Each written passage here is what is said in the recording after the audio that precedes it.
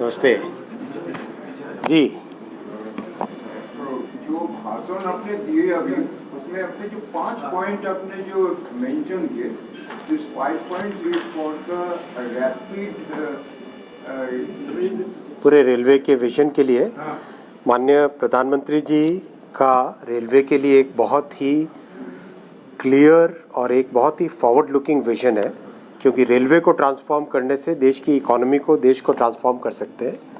और दूसरा, रेलवे जो हमारे समाज के अंतिम छोर पर है, जो हमारे मार्जिनलाइज सेक्शन है, उन सब की सर्विस करने वाला एक ऑर्गेनाइजेशन है। तो इस ऑर्गेनाइजेशन को कैसे ट्रांसफॉर्म किया जाए, वही पॉइंट आप सबके सामने रखा था कि हमें हर अपने कार्य में अंत्योदय की भावना से काम करना है।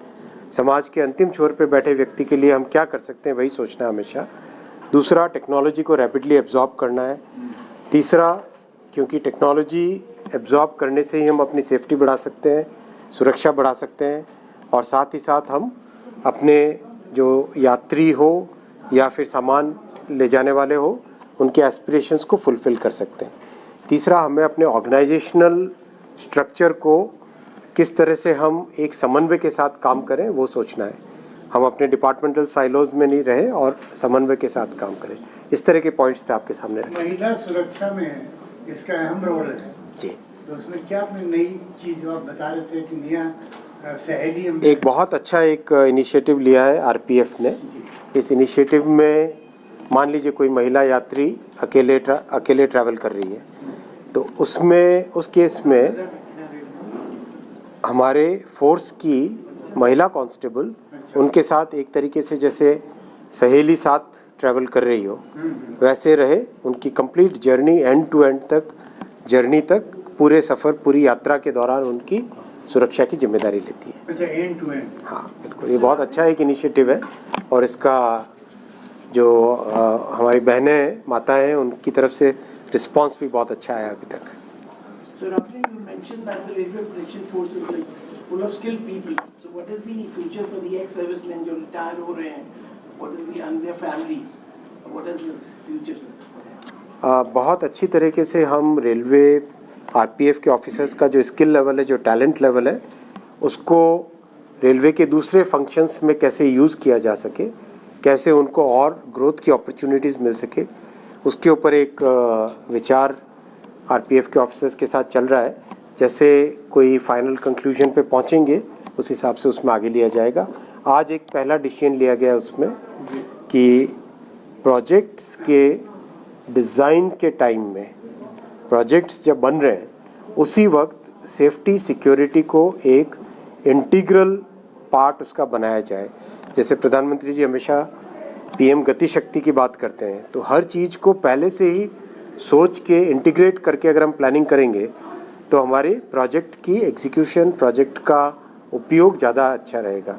ये सोच के सिक्योरिटी को अब प्रोजेक्ट के साथ इंक्लूड करके रखा जाएगा, इंटीग्रल फोर्स करके रखा जाएगा। So today the Prime Minister had drone महोत्सव सुबह आज very important. तो क्या रेलवेज का जो ड्रोन का है? बहुत रेलवे में ड्रोन का रेगुलर उपयोग होता है। आज प्रैक्टिकली जितने भी सर्वेज हैं, जितने भी सर्वे हैं, सारे के सारे सर्वे आज ड्रोन के माध्यम से हो रहे हैं। साथ ही साथ सेफ्टी और सिक्योरिटी के लिए भी ड्रोन का उपयोग हो रहा है, विशेषकर ऐसे प्रोजेक्ट साइट्स जहाँ पे जाना काफ़ी मुश्किल होता है। दूर दराज के हिली एरियाज़ में ऐसे प्रोजेक्ट साइट्स पे ड्रोन का अच्छा उपयोग हो रहा है। जैसे 2022 का ब्रेकिंग द बायस थीम रहा, उसमें रेलवे क्या इनिशिएटिव लेंगे सर? ये थीम 2022 ब्रेकिंग द बायस किसका? जैसे ब्रेकिंग द बायस रहा थीम, तो रेलवे इसको कैसे इम्प्लीमेंट कर रही है अपने? रेलवे अभी हम जो, मैं शायद आपका प्रश्न पूरा समझा नहीं। Sir, it is gender equality like breaking the bias. Gender equality railway में हमेशा जेंडर करना, इसको प्रॉपर्ली एक क्वालिटी के प्रोजेक्ट्स बनाना और उसके बाद में इसको और स्केल अप करना, वो चैलेंज हम सबके सामने अभी, उस चैलेंज को करना है। डिपार्टमेंट बनाया है जिसमें सभी डिपार्टमेंट के प्रोजेक्ट जो है वो फाइनलाइज होंगे, तो ये तो बहुत पहले हमें कर देना चाहिए था। आपने एकदम सही फरमाया।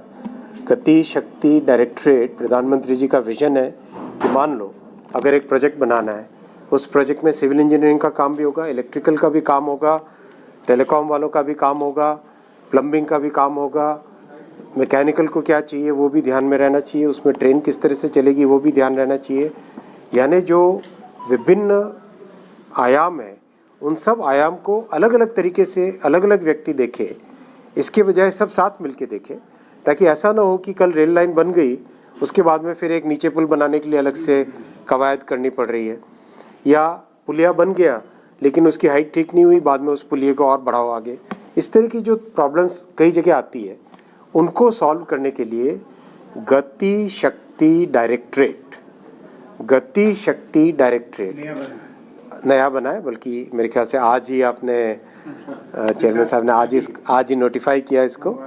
तो गति शक्ति डायरेक्टरेट में हर एक विभाग, civil engineering, electrical engineering, mechanical, telecom, signal और आरपीएफ के जवान, आरपीएफ के ऑफिसर्स, इन सब को लेके एक साथ बैठे ताकि जो भी प्रोजेक्ट बने उस प्रोजेक्ट का सारे के सारे डायमेंशंस आप एक बार में ही ढंग से देख लें, जांच लें, कुछ चेंज करना तो चेंज कर लें।